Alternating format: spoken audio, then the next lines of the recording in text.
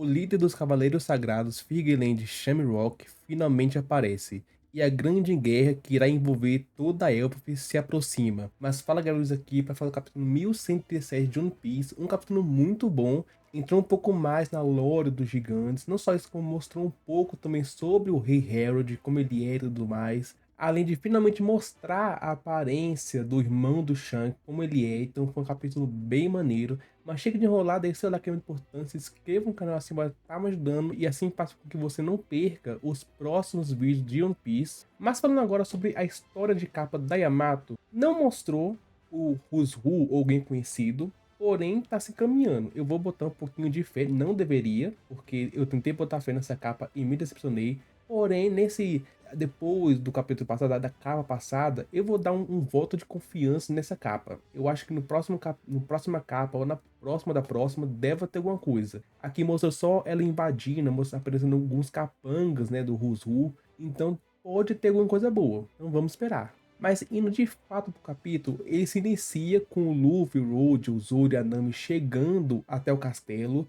E eles falam que aquele castelo está abandonado, ninguém vai naquele castelo, porém eles veem uma coisa estranha, já que a porta do castelo tá arrombada e não tem guardas lá que ficava de olho. Eles veem também, percebem que a porta não foi arrombada pelo lado de fora, alguém invadiu, e sim pelo lado de dentro, porque né, a gente sabe que foi o Cavaleiro Sagrado e tudo mais, porém eles ficam com essa curiosidade, essa pulga atrás da orelha sobre o que pode ter acontecido isso e por que os guardas sumiram. E nisso, enquanto eles andam sobre o castelo que tá abandonado e tudo mais, é um castelo bem legal, com essa ambientação que o Oda fez pro castelo, eu achei bem legal, bem bonito.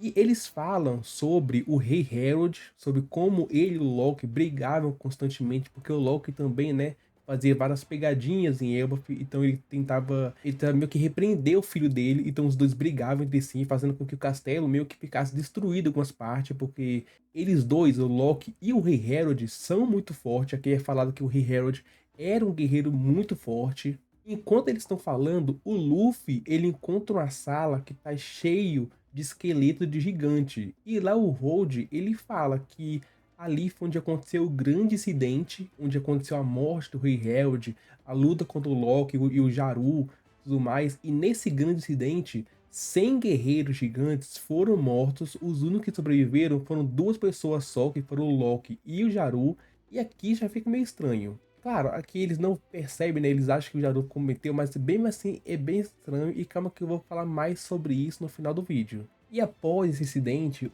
o Road fala que o castelo foi fechado, ninguém conseguiu mais ter acesso ao castelo, a entrar no castelo, ficou meio que abandonado. E o Luffy logo em seguida encontra caveiras com chifres, e algumas ela até lembrou Nigashima e tudo mais, e até fala a associação, se aquelas caveiras são parentes do Horus. E o Road fala que aqui há gigantes, existem gigantes que possuem genética, possuem sangues de gigantes ancestrais. Gigantes ancestrais, que seria a raça do Horus 100% pura, não existe mais, dita pelo mesmo. Porém, ramificações, né, linhagem sanguínea de alguns existe ainda, então existe vários gigantes com chifres. Até a gente vê capítulo passado uma menina, criança lá na escola com chifres também. E nisso começou naquelas teorias, tipo, Kaido, ele também tinha chifres, ele também era quase um gigante. Será que ele era uma ramificação, né, de uma raça com a raça dos gigantes ancestral?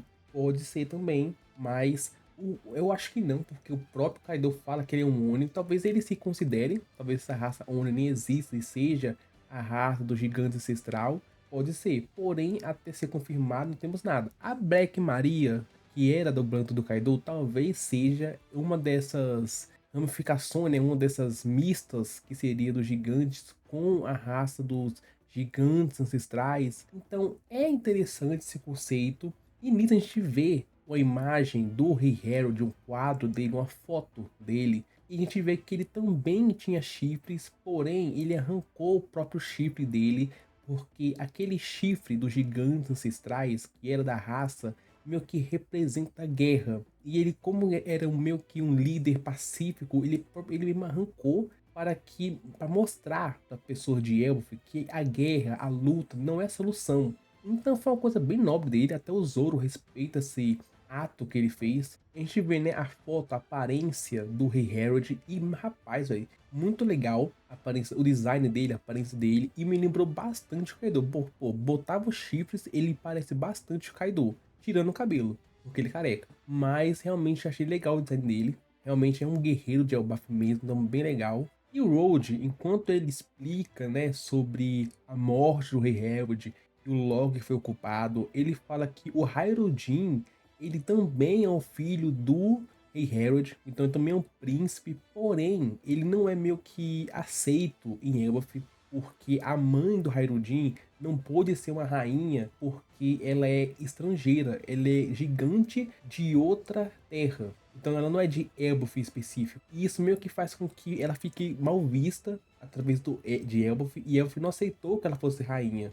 E o Hyrule é a mesma coisa, ele não era permitido, por exemplo, ficar no castelo, ele era meio que visto por maus olhares pelo povo de Elbaf. O povo de Elbaf não respeitava o Hyrule, porque o Hyrule, ele era mestiço, ele era um sangue ruim, e a gente vê, até o Road, ele é um assim também, que o povo de Elbaf, vendo os estrangeiros, gigantes, humanos, eles têm preconceito com essas raças, eles acham que meio que a mistura entre os dois façam que Mance surge a terra de Elbaf. E é meio que até a Nami, o Zoro, acha estranho o Road, ele meio que ser assim, né? Ele ser preconceituoso contra as raças, sendo que ele é amigo do Hyrule, que ele é meio que o principal desse conceito. Mas aí a gente conhece como que o Hyrule e o Road se conheceram. O Road, ele sofria muito bullying, né? Porque ele era otaku. Ele sofreu muito bullying, as outras crianças não gostavam do Road, porém o Hyrule, ele se importou com o Road, ele queria ser amigo do Road, porque ele via que o Road sabia desenhar muito bem mapas, o Road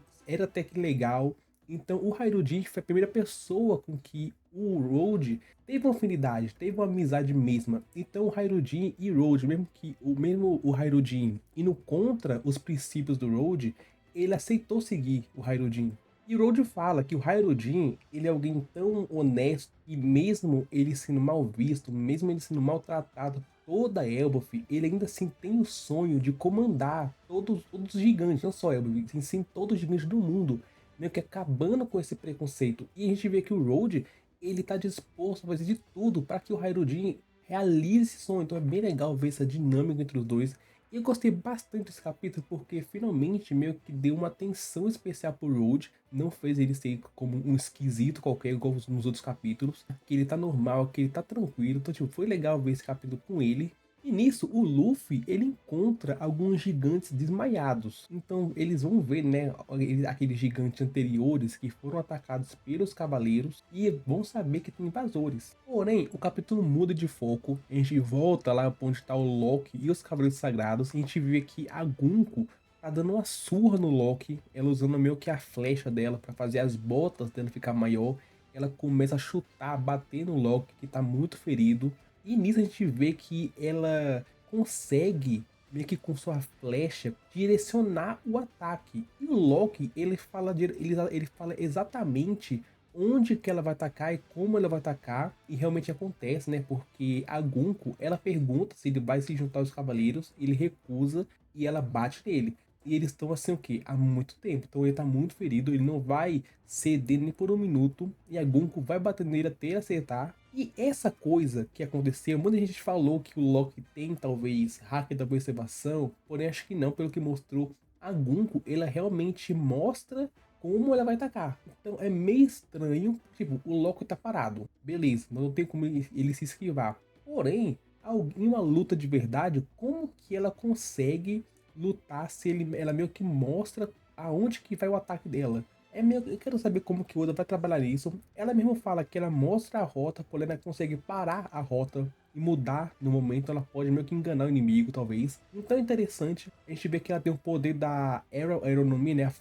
A fruta da flecha. Ela é uma flecha humana. Bem interessante essa fruta. Então não é, né, aquela teoria que eu falei, que ela é uma ramificação do poder do Imo. Não é, infelizmente. Porém, é interessante ser uma fruta da flecha. Eu quero ver como que ele vai trabalhar nisso, como ele vai conseguir fazer esses poderes dela, que algo que parece muito interessante, porque ela consegue aumentar algumas coisas, criar também outras coisas. Pô, ela conseguiu fazer as botas dela ficar gigante por conta das flechas, além de fazer luvas, mãos gigantes por conta da flecha. Então ela consegue fazer muita coisa usando as flechas dela, então é bem interessante esse poder dela. E nisso, após surrar o Loki até ele desmaiar, a gente vê, né, que a Gunko e o outro Shanks misterioso aparecem e finalmente é revelada a aparência do suposto irmão do Shanks, que chama Figolin Summerwalk, e a gente vê que ele não tem a cicatriz no olho, ele possui os dois braços e também tem um cabelo gigante. Muito bonito o design dele, muito legal mesmo o design dele, tá bem B10.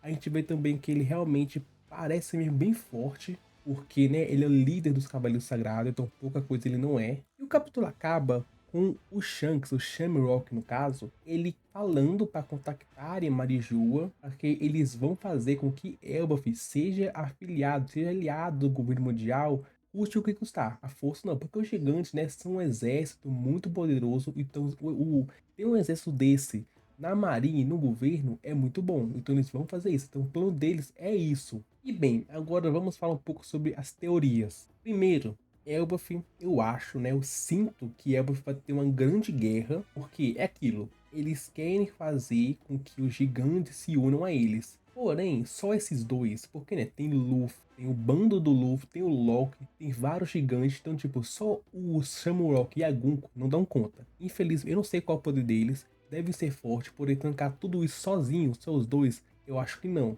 Então acho que devem ter talvez meio que uma vibe meio que Egghead. Eu acho que o Shamrock ele deve chamar todos os Cavaleiros Sagrados. Então a gente vai ver todos os Cavaleiros Sagrados na Ilha de Elbaf.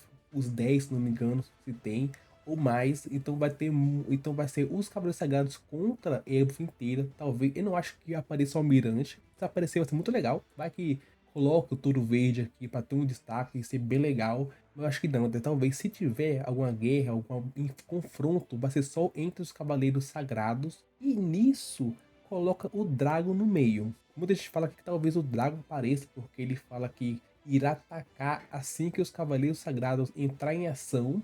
Mas eu acho difícil o Dragon ir para Elbaf, porque ele iria, eu não sei, é por isso que eu não acho, porque ele não tem motivo para ir para Elbaf comprar essa briga.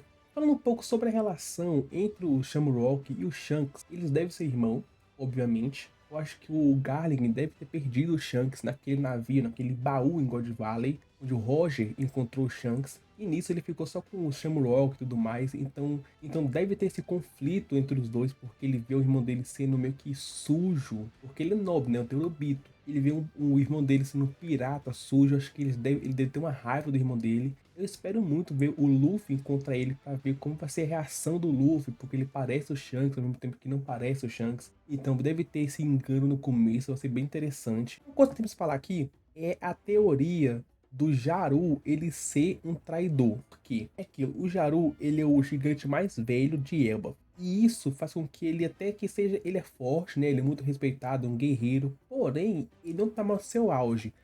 O Joru, que era amigo dele, foi morto com um golpe pela Big Mom. O Jaru tá aguentando mais do que o amigo dele e tudo mais. Porém, o esquisito é como que o Loki matou tanto gigante que deve ser mais novo, mais no auge, e esse cara não morreu. É muito estranho.